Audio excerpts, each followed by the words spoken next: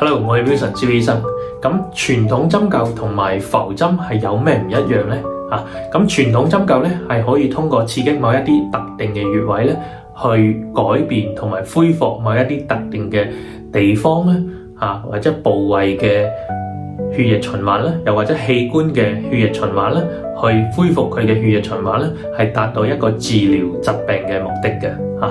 咁浮針咧可以講係同傳統針灸療法當中嘅亞視穴療法當中引申同埋係加以改造同埋創新嘅。咁浮針咧佢係可以通過刺激某一啲地方嘅肌肉咧，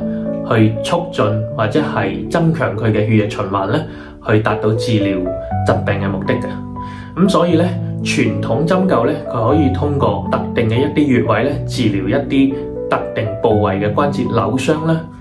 或者係疼痛嘅一個問題啦，就譬如話手痛或者係膊頭痛，可以通過刺激腳或者係其他遠端嘅一個特定嘅穴位啦，去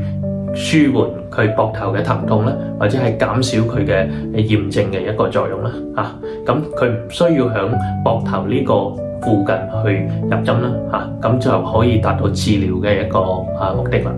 咁但係浮針咧，佢一定係邊度痛咧就治療邊度啦。譬如話係咧背痛咧，咁一定佢要響背脊附近咧尋找一個特定嘅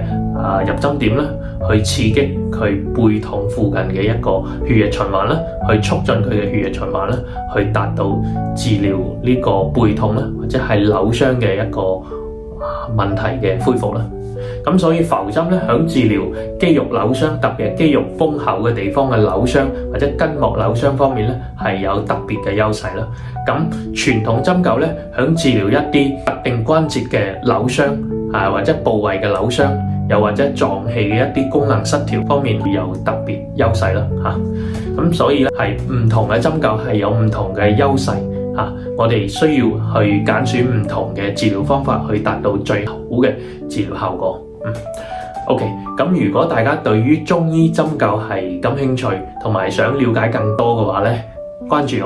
我哋以後繼續分享。拜拜。